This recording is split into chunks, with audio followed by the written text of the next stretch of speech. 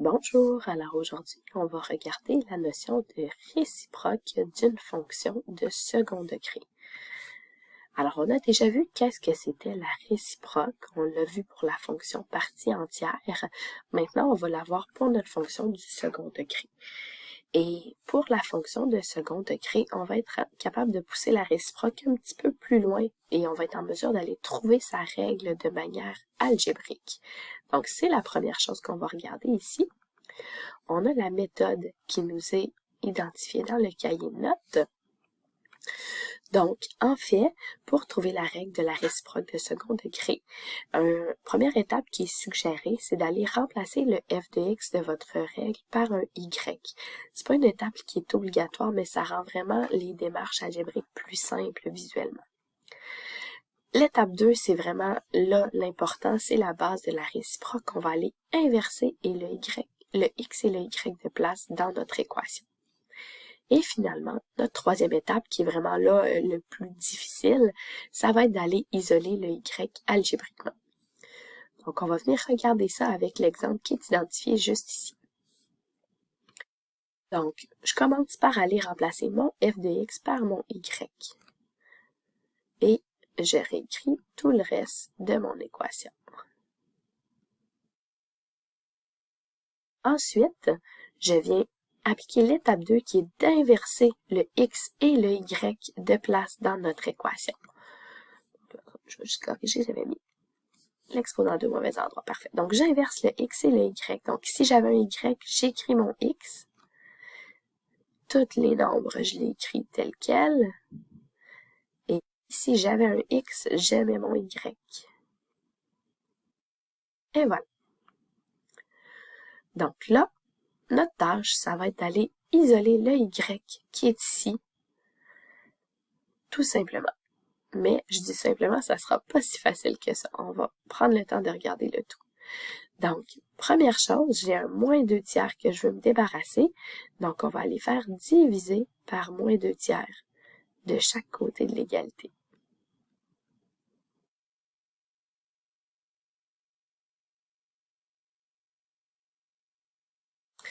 Donc, ici, on a x divisé par moins 2 tiers, comme ça ici. De l'autre côté, il me reste 2y exposant 2. Prochaine étape, racine carrée de chaque côté de l'égalité. Et là, on se rappelle que quand on fait une racine carrée, c'est le moment de séparer en deux branches notre démarche. Je vais juste venir continuer à côté ici puisque je manque de place. Donc, je viens faire mes deux branches. Donc, d'un côté, je vais avoir la racine carrée de x divisé par moins 2 tiers. Et ça va être égal à mon 2y. Et de l'autre côté, j'ai moins la racine de x sur moins 2 tiers, qui est égal à 2y. Je pense peut-être que certains d'entre vous vont se questionner, mais qu'est-ce qui se passe ici? On n'est pas supposé d'avoir de nombres négatifs à l'intérieur d'une racine. Par contre, c'est pas nécessairement un nombre négatif que j'ai ici à l'intérieur de la racine, parce que imaginez-vous que le x, ce soit un nombre négatif lui aussi. Quand je vais faire la division de deux négatifs, je vais avoir une valeur positive dans ma racine carrée. Donc, ça va être quelque chose que je vais être en mesure de calculer.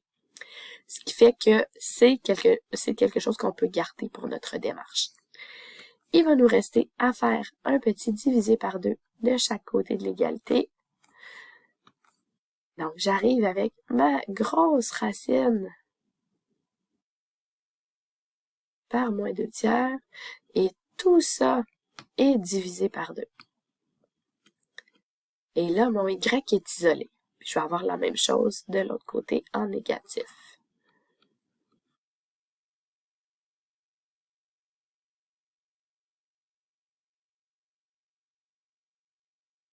Maintenant, ce qu'on a ici visuellement, c'est pas super beau, c'est pas une forme qu'on est habitué de voir, parce que ça ici, c'est des fonctions racines carrées. Donc, on va essayer de réécrire ça d'une manière qui est un petit peu plus acceptable au niveau de la convention d'écriture mathématique. Donc, la première chose, c'est de regarder ici.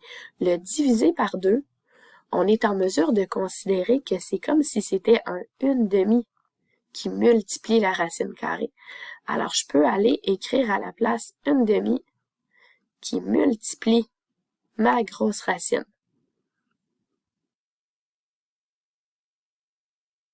Même chose de l'autre côté, c'est comme si j'avais un moins 1/2 qui multiplie ma grosse racine.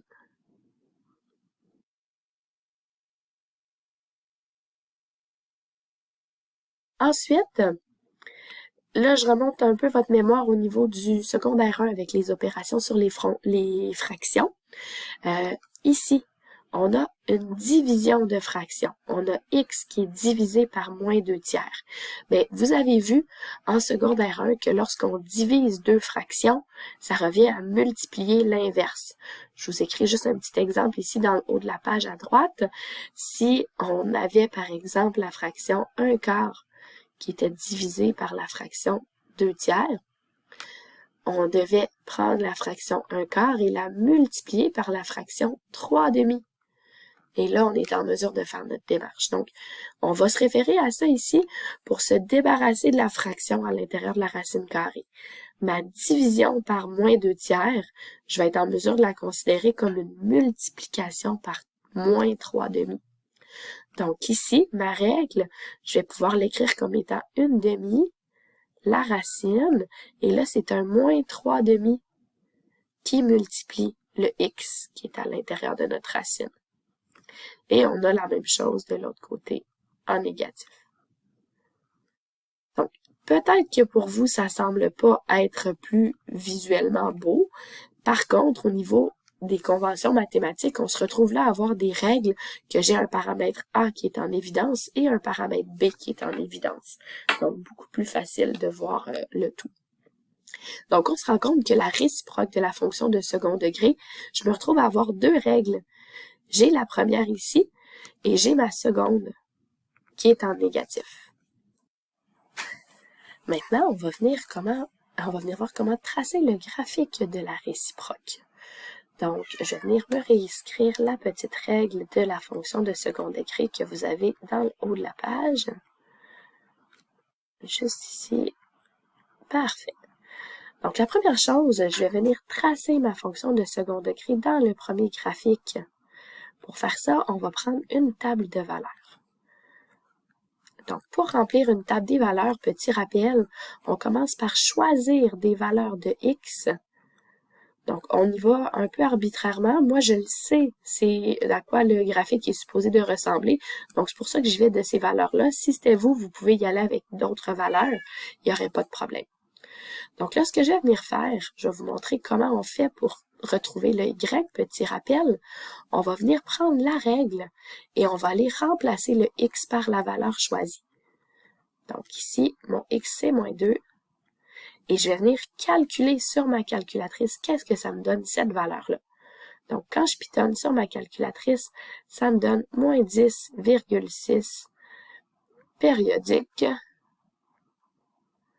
Donc, à ce moment-là, c'est ça la valeur que je vais utiliser. Je recommence pareil pour le moins 1 et ainsi de suite. Donc là, j'ai moins 2,6, 0, moins 2,6 et moins 10,6. Si jamais vous êtes surpris de voir que c'est la même valeur en y qu'on a, je vous rappelle que la parabole, en fait, c'est un objet mathématique qui est symétrique. On a un axe de réflexion. Alors, c'est tout à fait normal qu'on ait la même chose ici. Donc, je viens placer mes points dans le plan cartésien. Donc, faites attention à la graduation ici. Donc, on y va à peu près, là, bien sûr.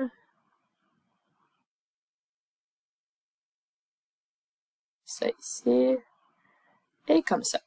Et là, c'est le moment de sortir vos talents de dessin puisque la parabole, je vous rappelle que c'est une courbe. Donc, il faut qu'on relie nos points, mais il ne faut pas qu'on fasse une droite. Donc, on fait une courbe et on essaye que ça s'agrandisse toujours un petit peu plus. Donc, je continue comme ça, toujours un petit peu plus. Et voilà.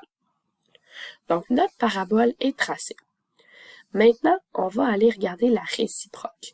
Donc, la réciproque, petit rappel, on vient la noter f moins 1 de x ou juste f avec un petit apostrophe de x.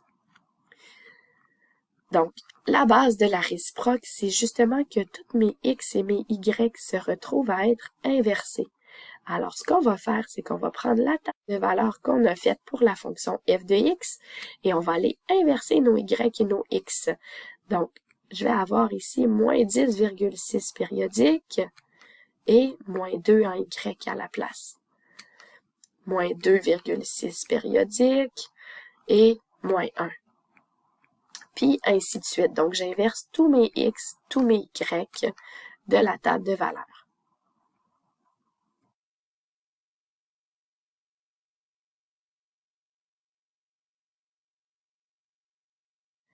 Maintenant, on va venir tracer notre réciproque dans le plan cartésien.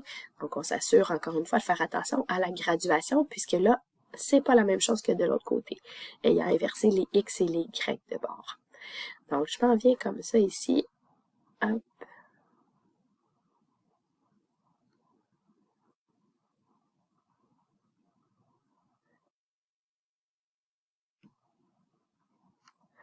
Comme ça. Et encore une fois, on vient le plus possible faire une courbe avec ça. Et voilà. Donc la première question, la réciproque qu'on est venu tracer ici, est-ce que c'est une fonction? Eh bien, malheureusement, non. Je vous rappelle que pour avoir une fonction, pour un x, on est supposé d'avoir un y seulement. Si je prends par exemple un x qui est égal à moins 6 ici, je me retrouve à avoir deux valeurs de y qui sont possibles. Donc ça, ce n'est pas une fonction. Donc, le tracé qu'on a fait de la parabole couchée de côté, c'est pas une fonction. Par contre, si je vous fais référence aux règles qu'on est venu trouver tout à l'heure, on a trouvé des règles qui représentent des règles de des fonctions. Donc, ce qui se passe, c'est que la